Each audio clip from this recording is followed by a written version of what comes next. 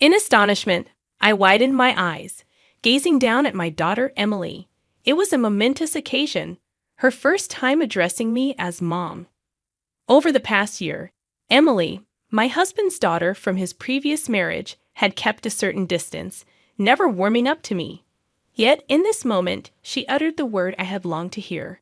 The emotions overwhelmed me, and tears were on the brink as she extended her right hand towards me. Nestled in her open palm was a ring, upon closer inspection, a wedding ring seemingly sized for a woman. As Emily, the child I didn't give birth to, lowered her gaze and trembled, she knelt beside me, revealing the origin of the ring. "It's from your real mom. Do you want to meet her?" My husband was away on a business trip, leaving just the two of us.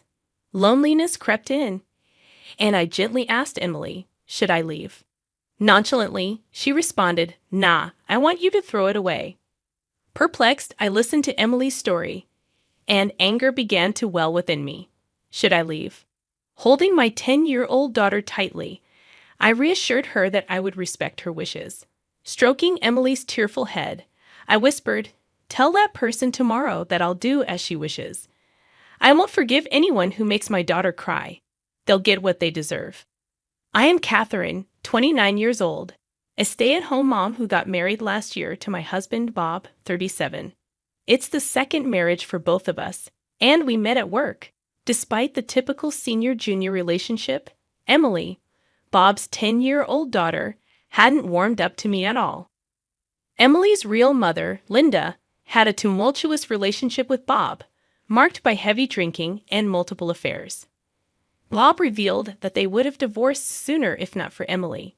Linda disappeared when Emily started second grade, leaving only a divorce paper with a ring and signature on the table.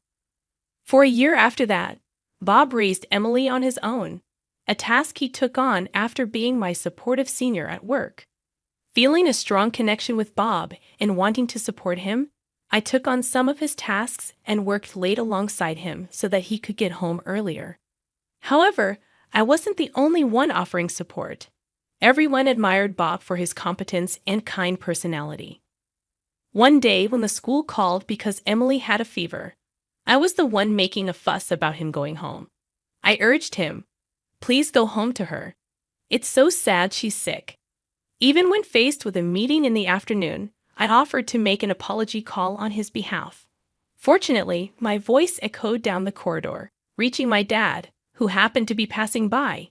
He immediately let Bob go home to be with Emily. This incident brought Bob and me closer than ever before. My parents, aware of Bob's reputation and character at the company, didn't object to our marriage despite his previous divorce. Emily, although not warming up to me initially, became a crucial part of my family. Even after a year of our marriage, Emily hadn't fully embraced me. However, one night, as Bob left for an international business trip, Emily finally spoke to me. With disbelief, I looked down at her as she uttered, "Mom."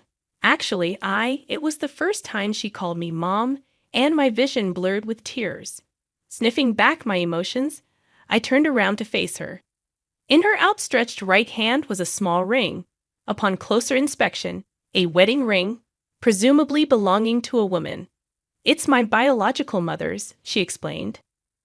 I wiped my hands on my apron and crouched down, acknowledging the significance of this item. Even if her biological mother had been a terrible parent, she might still hold importance to Emily. With Bob away on his business trip, I gently asked, "Do you want to see your real mom?" However, Emily shook her head and made an unexpected request. "I want you to throw this away." Baffled by her sudden decision, I questioned, "Why?" Her response revealed a disturbing encounter. Emily shared that her biological mother had met her several times on the way home, inquiring about her new mom. The unsettling part was when Emily recounted her mother's words, "Your new mom is pretty wealthy, huh? I heard she's the daughter of the CEO where your dad works." Chills ran down my spine, and I felt overwhelming revulsion. Emily continued, "My mom said your new mom is pretty wealthy, huh? I heard she's the daughter of the CEO where your dad works." The revelation took a darker turn when Emily disclosed her mother's demand. "My mom met with my dad. She told him to either send me over or bring money, but it seems like Dad doesn't have much money. The revelation that Emily's biological mother, Linda, planned to talk to me next and instructed Emily to throw a fit about not wanting to go to her place left me seething with anger. Tears streamed down Emily's face, and my heart broke for her. Should I leave? The thought crossed my mind, but instead, I chose to embrace my 10-year-old daughter, who had reached a heartbreaking conclusion. Stroking Emily's tear-streaked face, I whispered, "Tell her tomorrow that you'll do as she wishes. I can't accept someone like that as a mother. She made my daughter cry, and she's gonna pay for it." After Emily fell asleep that night, I called Bob to confirm the disturbing details. It turned out to be true, and Bob, apologetic, revealed that he hadn't shared this information earlier to spare me worry. Learning about Linda's ambush on Emily was news to him too. I inquired if Emily wanted to live with her real mom, even though she acknowledged Linda's shortcomings. However, Emily expressed a desire to continue living with us. Bob's anger was palpable even over the phone, and he shared his plan to meet Linda along with Emily on the next school holiday. Urgently, he asked if I could wait until his return from the trip, but I couldn't stay quiet any longer. She made Emily cry, and I reassured Bob not to worry. The next day, as I tidied my room, Emily returned from school.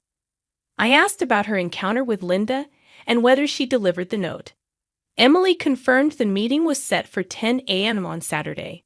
I suggested we buy some new clothes for the occasion, emphasizing it might be the last time we see Linda. Despite initial uncertainty, Emily expressed her determination not to see someone causing trouble for Dad and me. As she happily complied with my instructions to wash her hands and have some snacks, I watched her energetically exclaim "Yep" and head to the bathroom. Dressed in recognizable high-end brands, Emily and I headed to the designated coffee shop. Normally, I wouldn't pick such clothes, focusing on what Emily loves. However, today it served as a challenge to Linda. I reminded Emily to trust me no matter what was said. With her firm nod, we confidently entered the coffee shop, where Linda greeted Emily with admiration for her lovely clothes. Despite Linda's instructions, Emily chose to sit next to me, ignoring her mother's words. Linda's face betrayed a slight twitch, but she quickly plastered on a smile to conceal any hint of irritation. Returning the gesture, I deliberately placed a heavy paper bag and a branded purse in front of Emily, emphasizing their precious contents. Linda's eyes betrayed a change in color, greedily staring at the paper bag, likely assuming it held a luxury purse and money. I ordered coffee for myself and a cake set for Emily, setting the stage for a delicate conversation. After exchanging introductions, I broached the topic. "You want Emily back, huh?" Linda affirmed, "Yes, indeed. She's such a lovely girl. I just want to raise her on my own." "I see," I responded. "I heard from Bob that you, Catherine, truly love Emily like she's your own daughter." Linda acknowledged my sentiment, to which I continued, "Well, it breaks my heart to think of taking Emily away from someone like you. So, I was thinking maybe you'd give me something in return." Feigning ignorance, I tilted my head and asked, "Something in return? Like what?" "You know what I mean," Linda replied, her impatience apparent.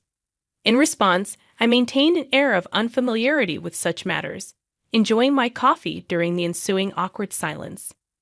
Emily, who had been engrossed in her phone, was gently urged by me to try her cake. "Eat up, it's delicious," I suggested. Linda clicked her tongue in silent annoyance. After a brief silence, Linda leaned in and impatiently stated, "I mean money, just money." "And money, you say?" I purposely responded in a slightly louder voice. Linda frowned inside, clarifying that she expected compensation for giving up her precious daughter. "No," I interrupted firmly, "I'm a mother too. I know how precious a child can be. I have no intention of snatching Emily away from you, Linda." Linda sat there, mouth agape, and Emily, seemingly surprised, dropped her fork, staring at me. Retrieving the fallen fork, I handed it back to Emily, who might have felt betrayed. Despite the pain of that thought, since Emily had nodded in trust earlier, I decided to reciprocate that trust. Confused, Linda exclaimed, "What on earth are you talking about?" I assured her, "If both you and Emily wish, I will return Emily to you. I'll even help persuade Bob." Linda, in disbelief, demanded a moment to process, looking anxiously at Emily. Almost accusingly, she questioned, "Emily, you don't want to be separated from Catherine and your dad, do you?" Emily looked at Linda, then at me, and finally down at her smartphone. Lifting her face, she replied, "Either way is fine," dropping her gaze to her phone again. Linda slammed the table in frustration, surprising Emily. "Well then, I want child support. $10,000. No, that's not enough. Give me $50,000 to start." Linda's desperation became apparent as her patience waned, revealing her true colors. I maintained my composure, leaning back in my chair with crossed arms. "It's not up to you to decide, Linda. There should be a proper calculation for that. Discuss with Bob about paying more. It's not me who's gonna pay," I asserted firmly. Linda, expecting an easy financial gain, grew more frustrated, but I stared back, unwavering. This was just the beginning. I intended to push her into a corner to ensure she never showed up in front of Emily again. "Did you tell me through Emily that you do as I wished?" I questioned, and Linda reluctantly affirmed. "You haven't done anything. Your father is a CEO, isn't he? He can afford it." Linda's voice grew louder, and I whispered, "People are watching," causing her to glance around and quiet down. I sighed and continued, "I checked with you first, right? You wanted to take custody of Emily, said you wanted to raise her. I agreed to help. Is there a problem?" Linda's lips trembled, and I pressed on, questioning her plans to support Emily. "Child support is meant for Emily's necessities, not for your luxury. You know that's ridiculous." Linda retorted, "Bob left me for a younger woman. Emily, if it comes to that, you'll suffer with me. If you don't want that, beg this woman to pay me." Her desperation was evident, a consequence of always relying on others and never making an effort.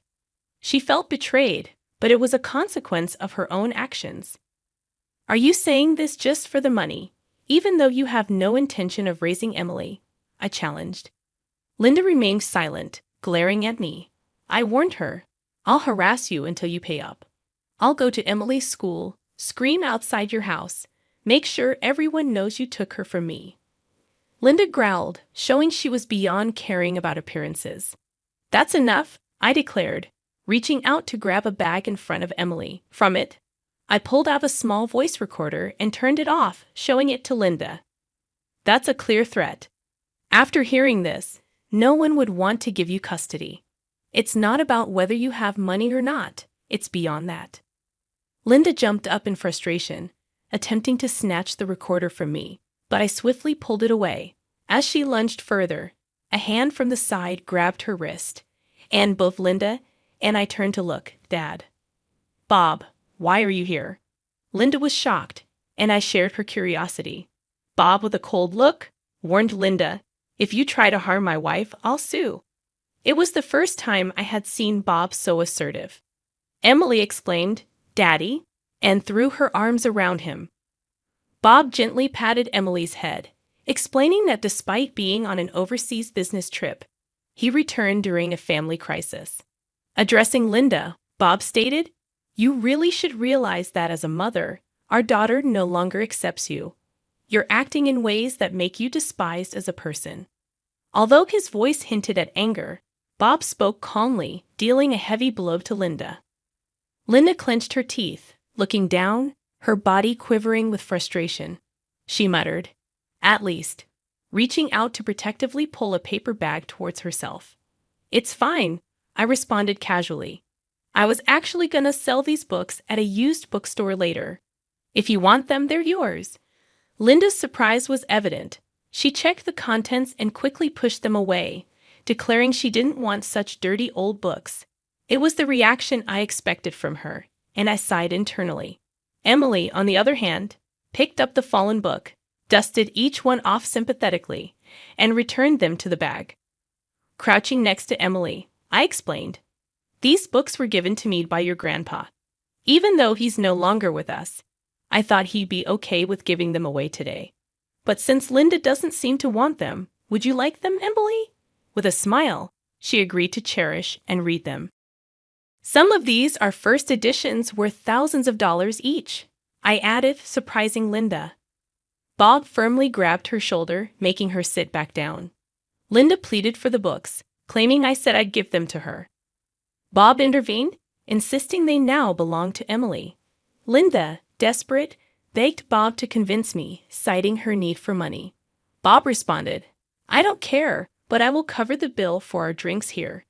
He suggested we get ready to leave, turning to Linda once more, warning her against harassing his wife and daughter again. After apologizing for the commotion at the register, we left the cafe. Bob had urgently returned from his business trip, and the smartphone Emily always fiddled with had been her means of communication with him. Since that day, Linda never showed up in front of Emily or me. However, after Bob returned, Linda visited him once. Evicted from her apartment, with worn-out clothes and 2 bags, she pleaded for help. Bob refused, advising her to live more responsibly. From that day on, Emily and I became inseparable, like a real mother and daughter.